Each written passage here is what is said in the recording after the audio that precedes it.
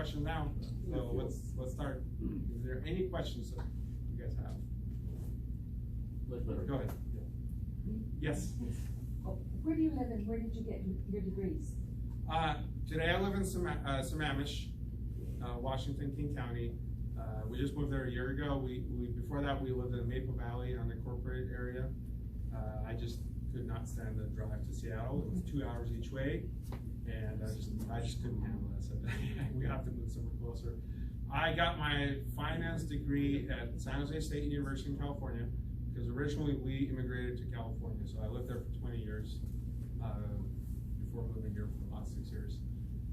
And so finance degree at San Jose State, and I have my master's degree in organization and project management at Johns Hopkins University.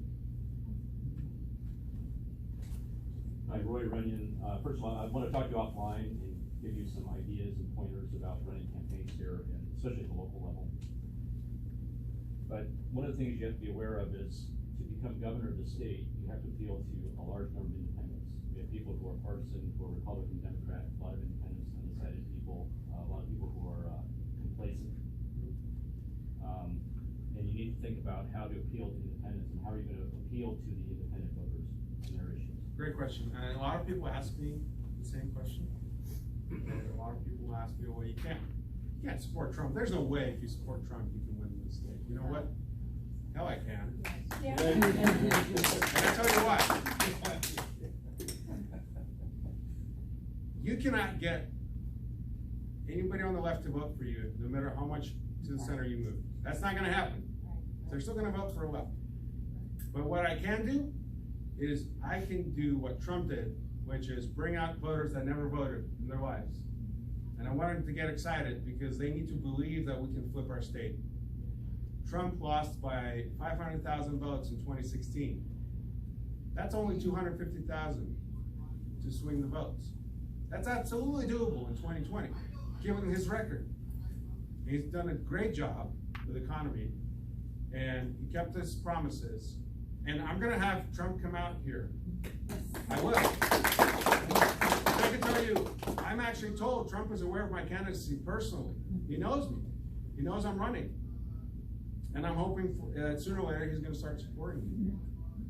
But appealing to the center with, and again, I'm not an extreme right.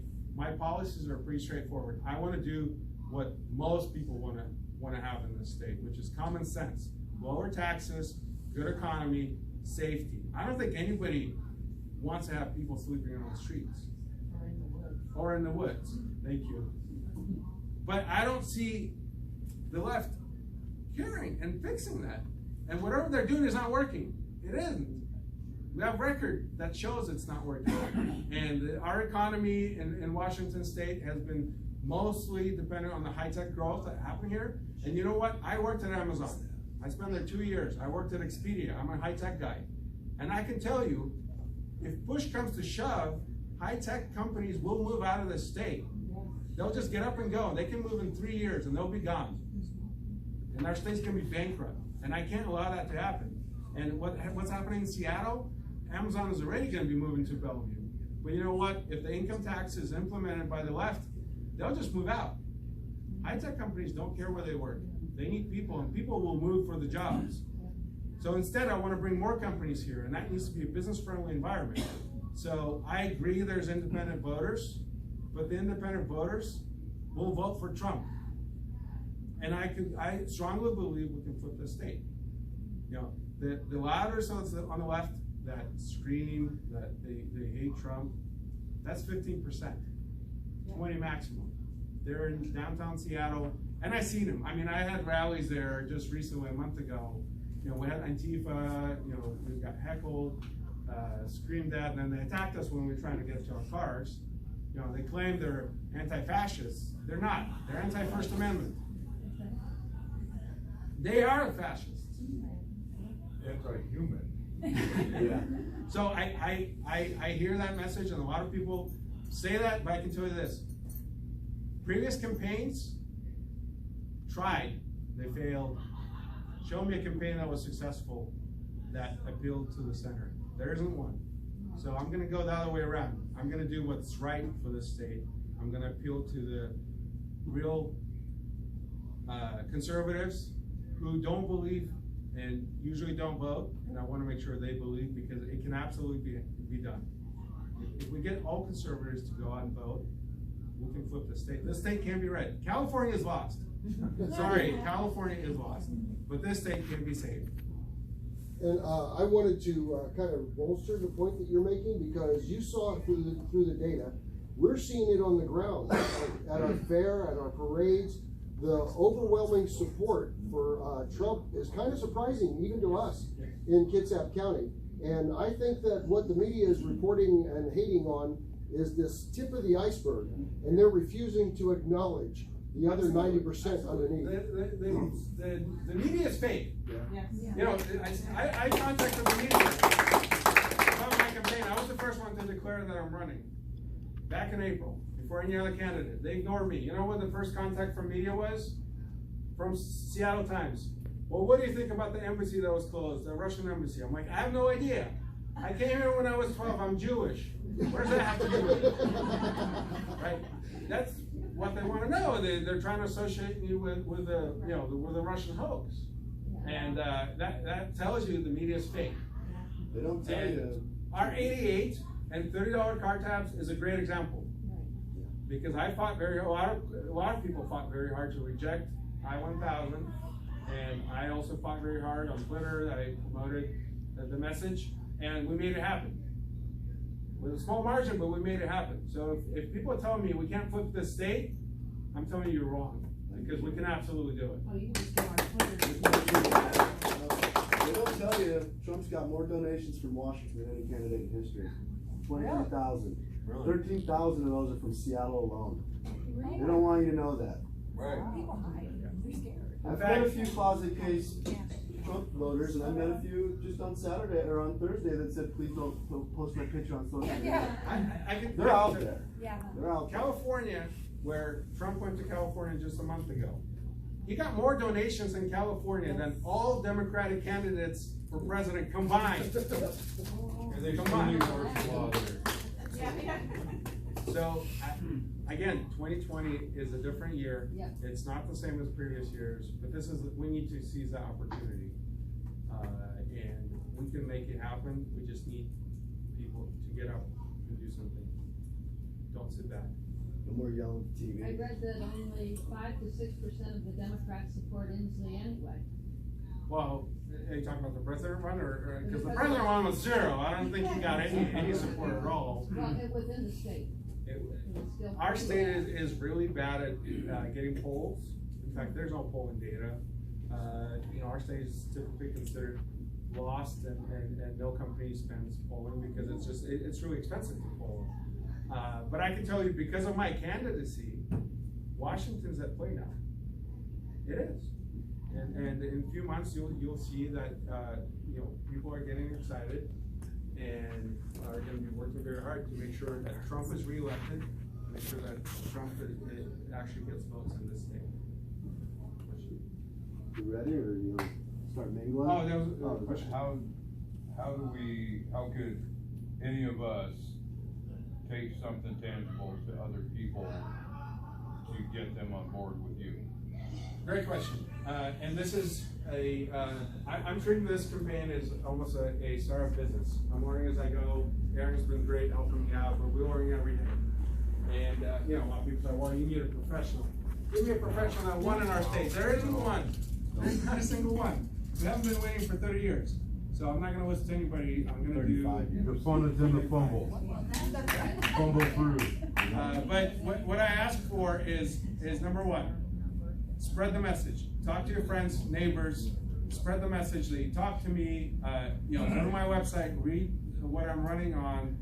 I have a contact, I have my personal email there. I'm willing to listen to people. I want to learn more about what your specific issues are in your area to get engaged. I would love to come out to more events. If you can help within your neighborhood organize an event and work through Aaron, I will gladly show up. Absolutely. A town hall, a rally, a meetup, I'll do that. And then, of course, social media and spreading the news on social media. Twitter is kind of the main one that I'm using right now. Facebook is another one. And then I have signs It's a limited number now, but you know, if we start going, we'll start bringing more signs. If anybody's interested, I can also send proofs, and you can print your own sign any size you want. There's, you know, some people have bigger yards, and these look very small. They want like 4x8. I can send proofs as well. But again, the main thing is spreading the message, because if you heard what you like, but you're not telling that to anybody, it's not going to help, right? Nobody's going to know. And I really appreciate if folks start spreading the message. Where you live, calling your neighbors, your relatives. Maybe you have somebody across the state on the other side, on the east side. I need help there as well. And Aaron is going to be also collecting names for people who want to be representatives of my campaign in a specific county. So Aaron will take the names down and do that and keep in contact. Do you have any DVDs or anything that people can purchase and use those with their neighbors and such? What form? Are you talking like flyers or? Or this. DVD. Oh, with my speech, no, I don't have that. That's a good idea, actually. Well, honestly, I don't think I even have a DVD player. But so I post most of the videos that I have made to my Facebook, Anton's Soccer for Governor. If you search for that on Facebook, there's a business page with kind of my posts and videos. I also post videos on Twitter, and in the back there's flyers with my website, envelopes to donate. Any donation helps, because as I said, we're completely grassroots. We're doing this on our own. And Anton, if Aaron sends some of that digital files to me, I'll make sure we give everybody the opportunity to see it. I know that we're going to start doing policy videos soon. Just a quick little synopsis of each state. I already have one ad made that I'm going to be starting to air soon, and I have a couple more in the works that's going to happen. So an official TV ad. Excellent presentation. I'll do that. Question, and then Do you have an information page you would give us with like the Twitter sites, websites? Absolutely, yeah. In the back, there's business cards, flyers. It looks like this, double-sided, with my website. My website has everything. So if you go to evergreatstate.com, there's a link to Twitter, to Facebook right from there. There's a way to contribute and sign up to volunteer as well. And all the sign-ups I forwarded to Aaron, who I take, listen, everybody say things about the impeachment hearings. Dean Street Committee kind of says, I'd like to see the man get impeached, just so that I can say we have a president who was reelected after being impeached. I'd love to walk around and say that stuff. But my question is, as a former teacher, you said something about veterans protecting the schools. What about teachers being armed and protected? Yeah, this is a sensitive area. I think they should carry. Texas it works. I don't want. I think that could be an option if teachers want to protect, and they they take special classes because it's a different environment than just carrying, and at school. I think it can be done. On the school side, what I'm proposing is school choice. And what I want is school choice because as a parent, and I see now other parents, I want parents to decide what school their kid's going to and what school gets the funding that we're all paying today as a real estate tax. What school choice is going to give us is going to give us an opportunity for schools to compete. And that's first is going to improve education for our kids. Hopefully it's going to cut out all the crap that they're trying to teach our kids now, because I can tell you what I'm hearing with my kid. In fact, Aaron mentioned that my son Ivan, he's also afraid to go to the bathroom. He's right there. You can ask him questions. Why? He can tell you. But school choice is going to give us an opportunity for schools to compete. They're going to be better at funding, spending money. They're going to be, they're like businesses. They'll compete and they'll be smart about it. But then, if there's schools that want to implement security with teachers carrying, that will be a choice for that school. And then you as a parent decide if you want to send your kids to that school. So I think school choice will give us that opportunity, but I'm not against it. I think if we're doing it the smart way, safe way, I would support that. I think that's an option for protecting our kids. One thing for sure is I will not accept a school shooting, and then we'll say, well, we got to do another background check. No, we don't. No. That's not gonna help. Nope. I'm tired of listening to that. I can't imagine going through what some parents have to go through. It's the mental health. That is a problem, Mental health right? first. But at the end of the day, and that is a huge problem. Mental issues are huge. I'm told 30, 40 years ago, students carry shotguns to school. Carry them. Some people are trying not to go, maybe one more question. But that's mental issues, a separate issue, but I think, I wanna make sure that schools are protected, that students are protected, and that can absolutely be done, absolutely. Carry a billy club in here, right, right. Just a quick question, Yeah. can you talk about mandating vaccines at the end of your process? My thoughts are this. I do believe there are some vaccines that are very important to do, but I also believe as a parent, you should choose which to get. So I think we need to be smart about it. I think there are some vaccines that absolutely make sense to do, just because, you know, there's some that are not very good for your children. But I think what I definitely don't wanna do is do a mandate like California did, because, you know, if you mandate something today, then tomorrow the government decides, well, it's not 10, it's 12, 15, 20, when does that stop? Right. It doesn't stop. So I think at the end of the day, as a parent, I absolutely wanna make a decision on my own what kids get. So, that's kind of my view. But at the same time, I don't wanna say vaccines are bad. I'm not gonna say that. There are definitely some vaccines that are very good that needs to be done. But I think it's up to the parents. If we, So, Anton, are we ready to mingle? Yeah, I think so, because, you know, some people are already jumped out, so I would love to answer any other questions you might have. There's some material, if you want a picture with me and Trump, we can do that. If you want a picture just with me, we can do that. If you just want a picture of yourself, we can do that. And then, again, any help is appreciated, because this is, again, a grassroots effort. I put in as much as I could of my own money, which wasn't a lot, but, you know, we're looking for donations. Anything works, even a small donation works.